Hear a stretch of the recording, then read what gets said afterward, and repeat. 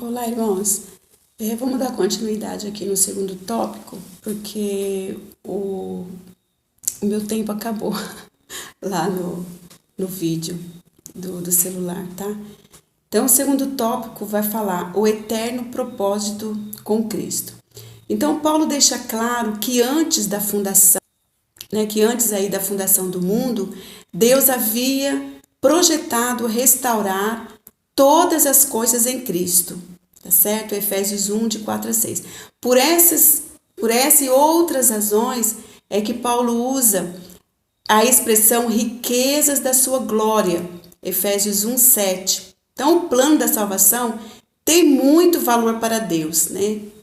O plano da salvação tem muito valor, o povo, tem muito valor para Deus, e é por isso que nós devemos valorizar essa tão grande salvação, esse projeto aí de Deus, né? Conforme Hebreus 2:3, tá?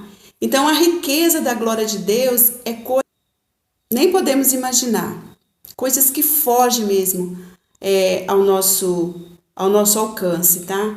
Então Paulo chega a dizer, né, que o que o olho não viu, nem ouvidos ouviram, nem subiu ao coração do homem, né, são coisas imagináveis, tá? Então Paulo viu coisas no reino, né? E Paulo vê que essas riquezas, elas não têm valor, elas são muito preciosas e que essas riquezas é a glória de Deus, tá? E isso é o Espírito Santo de Deus, tá? Então, na pessoa do Senhor Jesus. E Paulo diz que nós somos mais que vencedores, tá? Em Cristo Jesus, o nosso Senhor. Então, o Senhor deu poder para a igreja. Por isso que ele fala que nós somos mais que vencedores, porque o Senhor Jesus, ele deu poder para a igreja. Ele diz que as portas do inferno não prevalecerão contra a igreja, tá? Então nós temos aí da parte de Deus essa riqueza que Paulo vem aí nos mostrando nessa lição, né? Jesus, irmãos, ele vem agradecer a Deus, né? Ele vem falar, agradecer a Deus que os sábios, né? Os não quiseram conhecer isso, mas que Deus revelou aos pequeninos, né? Deus revelou aos pequeninos.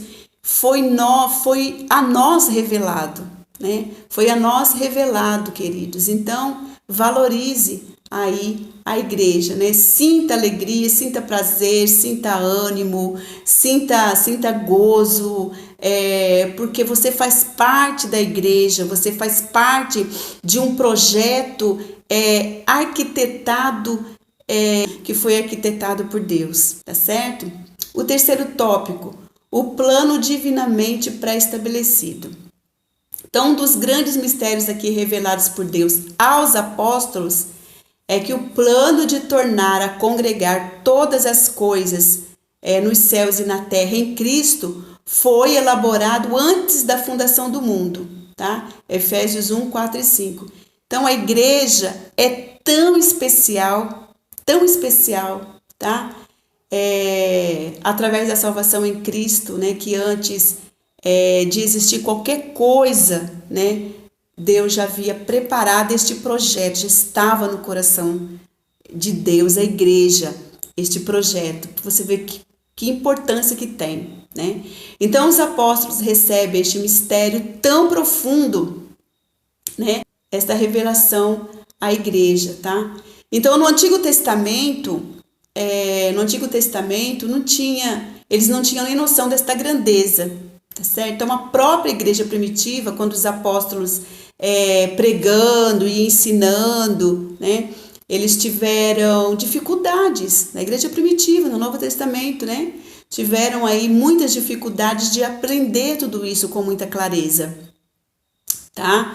Mas graças a Deus que Deus levantou os profetas, os apóstolos, tá? Essas verdades consoladoras, né?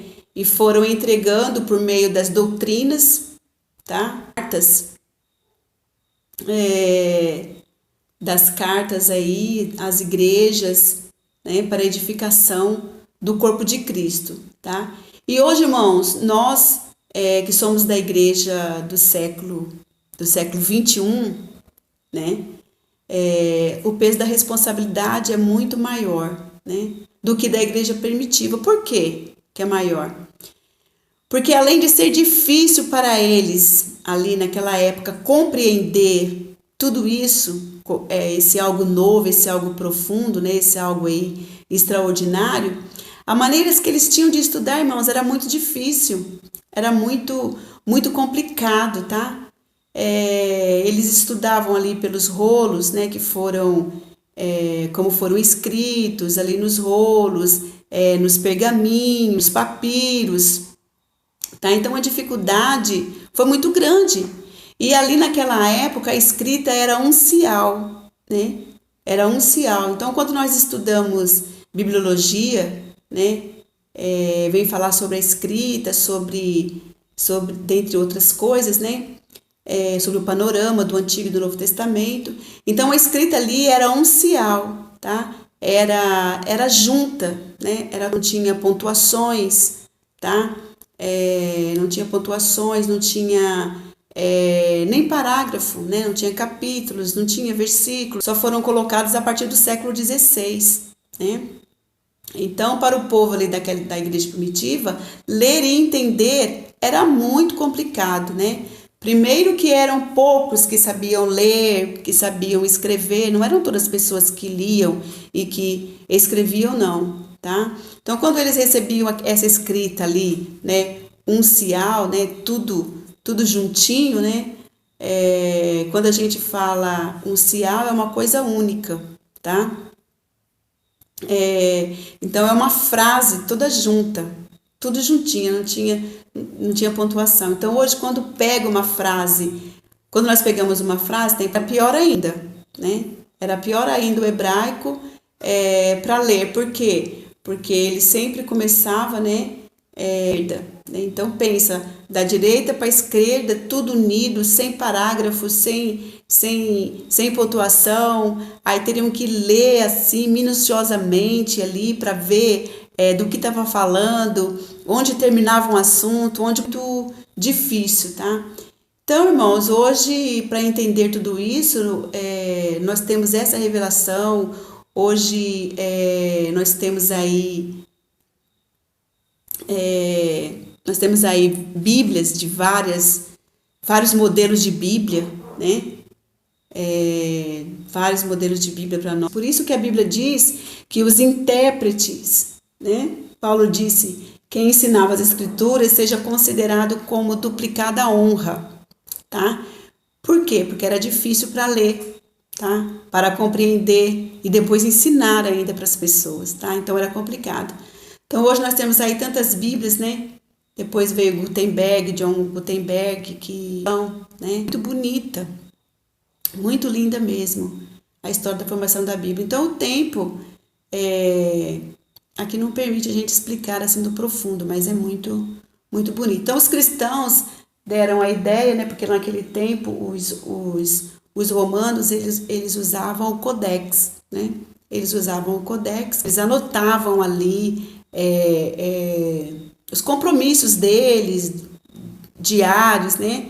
E os cristãos ali viram, depois eles escreviam ali, depois apagavam e depois usavam aquela mesma placa de cera. E os cristãos vendo aquilo tiveram, né, essa ideia de escreverem ali e depois os cristãos pegaram as placas, colocaram assim uma em cima da outra e emendaram, né, assim em volta delas, emendaram com couro, né, com couro, e ali era como se fosse um livro, tá? Era como se fosse um livro. Pegaram os pergaminhos e costuraram as folhas, né? Costuraram ali umas folhas, formando também o livro. Então tudo isso foi o quê? Foi trazendo desenvolvimento para a formação do livro que existe hoje, né? Do livro que existe hoje. Então, os cristãos feitas com as folhas de couro, né? Tinha o pergaminho, tinha o velino, que era o couro de boi, que era mais duro, mais grosso, né? Então era muito difícil. Então depois, né, Bíblia de vários modelos, com estudos, com explicações, né, com muita clareza, menos a Bíblia, né, do que naquela época, sabe, menos a Bíblia dos que os cristãos ali do primeiro século, tá? Então isso tem um peso de juízo, né? Tem um peso de juízo. A revelação hoje é muito mais ampla, muito mais fácil, e nós temos que valorizar essa tão grande revelação, né? Com essa grande facilidade que nós temos, na verdade, aí, de aprender, de compreender e de ensinar as Escrituras, tá? Então, Cristo andou pessoalmente aí na terra, né? Temos essa revelação, pessoas puderam, naquela época da igreja primitiva, puderam ver Jesus andando ali, né? Os apóstolos, Cristo andando na terra pessoalmente, né? Então, o escritor em Hebreus ali fala, né? Deus falou no passado de várias formas pelo Filho, diretamente, né? Deus em Jesus. Então, o Espírito Santo derramado. Então, a Bíblia que existe hoje com tanta clareza, irmãos, a revelação é muito ampla, muito mais ampla para o nosso coração, para o coração da igreja. Uma das últimas mensagens de Deus para a igreja é esta: quem é santo, se santifique-se ainda. Quem está sujo, suje-se ainda, né? Com tanta facilidade, irmãos, as pessoas não querem conhecer a Deus. Com tanta facilidade, as pessoas não têm preguiça de estudar acerca da palavra. Ele pega e entrega a operação do erro, né? Aí, quer se sujar? Que se suja mais ainda, né? Isso é muito sério, irmãos. Nós temos que agradecer a Deus por a gente ter essa revelação e ter as facilidades que temos hoje. Conclusão: no tempo estipulado, Deus revelou o seu eterno propósito aos apóstolos e aos profetas, judeus e gentios, né, estavam ali inseridos nesse mistério idealizado, divinamente pré-estabelecido desde a eternidade, tá? E um versículo que eu queria deixar aqui, que é o versículo Atos, capítulo 4, Atos capítulo 4, versículo 2, pensei que a minha Bíblia estava aqui, mas não está, que vai dizer assim, Atos 4, e vai dizer assim: e em nenhum outro há salvação, porque também debaixo do céu nenhum outro nome dado entre os homens, pelo qual devamos ser salvos.